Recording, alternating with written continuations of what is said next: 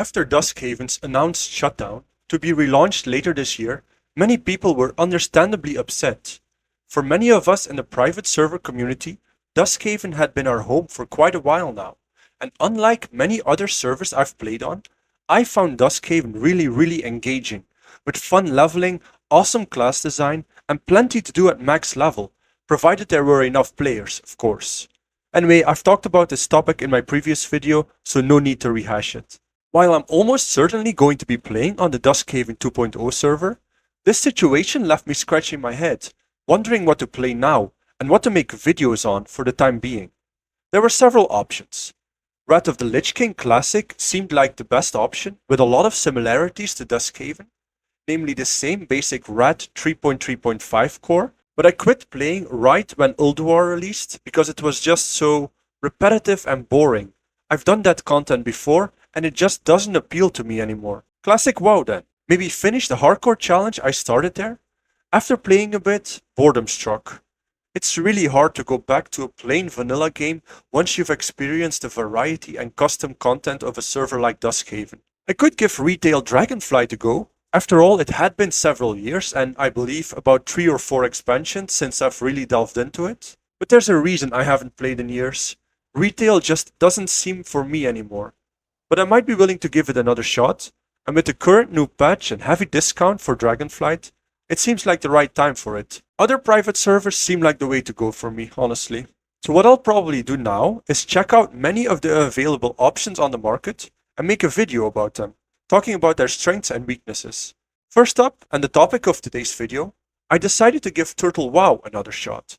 I've played there before, making a hardcore character and ignominiously dying at level 23.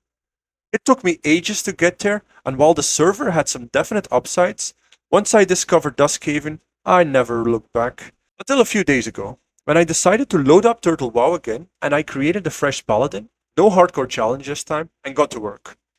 In this video, I want to share with you some of my experiences and observations, and what I feel are the upsides and downsides of Turtle WoW, mostly compared to Duskhaven and other private realms. The first thing I noticed was the sheer amount of people playing. When I was on, there were between 2,500 and 4,500 people, which is absolutely massive, especially compared to Duskhaven, where they peaked at around, I believe, 1k. Everywhere I went, there were other players, mostly questing or just hanging around, and in some degenerate cases, level 60s ganking low levels. While it was refreshing to see so much activity, and this is definitely good for the server health, I have to be honest, the novelty wore off pretty quickly. Having to compete for mobs isn't fun, and it's a huge waste of time.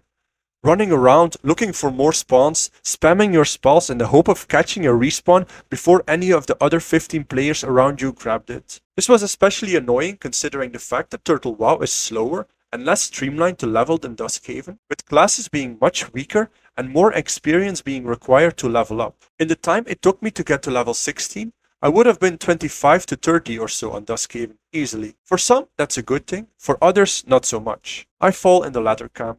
This huge population also came with occasional lag, which is something I hadn't seen in months. Turtle WoW looks and feels like classic World of Warcraft. That means it has a much clunkier UI and less engaging gameplay. And while it definitely is an improvement over classic World of Warcraft, not having things like auto-loot, having to manually update your skills on your bars upon learning new ranks, or having to level weapon skills is pretty 2005, honestly. And getting rid of those kind of inconveniences was a massive reason I liked Duskhaven. Oh, and for some reason, Turtle WoW still uses the outdated macro system. Unlike in Classic or other private realms, where you can easily create macros such as mouse over, or even with modifiers. Anyway, that being said, it's definitely Vanilla Plus, with a heavy focus on enhanced leveling content. There are more quests in pretty much every zone, new items, faction rewards, new skills and talents, and so on. Classes have been tweaked a bit, but are nowhere near as strong or even overpowered as in Duskhaven and Wrath of the Lich King. For example, many of you might remember the classic Paladin as basically being an auto-attack machine all the way up to 60. Occasionally pressing judgment or refreshing your seal while you semi-AFK watch something on your second monitor. On Turtle WoW, by the time you're level 10 you already have a modified version of Crusader Strike and Holy Strike, which is basically Heroic Strike but with holy damage. This most certainly adds to the fun of the class, and almost all classes have received similar treatment in Turtle WoW, Small changes, but strictly within limits. Another small paladin change I definitely like is Seal of the Crusader. Originally, unleashing this seal on a target just made it take more holy damage. Pretty boring, and this effect is now baked into Crusader Strike. What Seal of the Crusader now does instead on Turtle WoW is give you an X amount of times more likely chance to proc an effect on your weapon. For example, the Whirlwind on the Ravager axe. Pretty damn interesting and way more fun than the original version. There are also tweaks to the talent trees, making things like Protection Paladin or Shadow Priest actually somewhat viable. Turtle WoW also allows for other class race combinations such as Gnome Hunter or Dwarf Mage, and this definitely adds some variety. It's very clear the focus of this server lies on leveling. It's slower, there are more custom zones and quests, more things to do while you grind your agonizing way to 60. The drop rates of greens, blues, and epics here is pretty low, as it should be, I guess. Although in the starting zones I seem to get plenty of bags, way more than I needed actually, which was certainly appreciated. Another thing I've noticed is the amount of care and effort that went into this server. Quest chains are fleshed out, there are no grammatical errors that I could see, and very few bugs.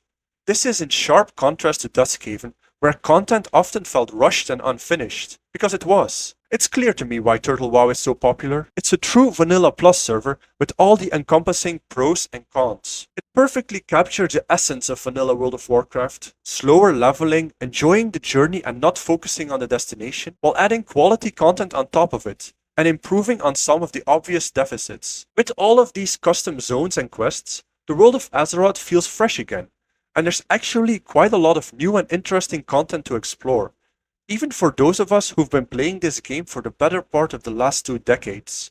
However, I still heavily prefer Duskhaven, even with its many flaws and imperfections.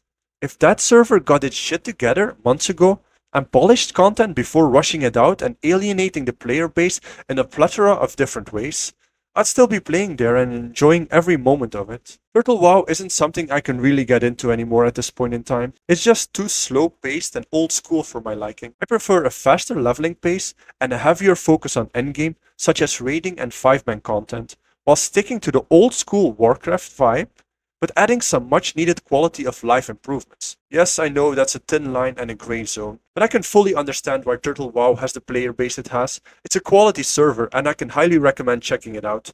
It's just not for me. Anyway, that's all I've got for today. If you've got any remarks or questions, let me know in the comments below. Thank you all so much for watching and see you in the next video.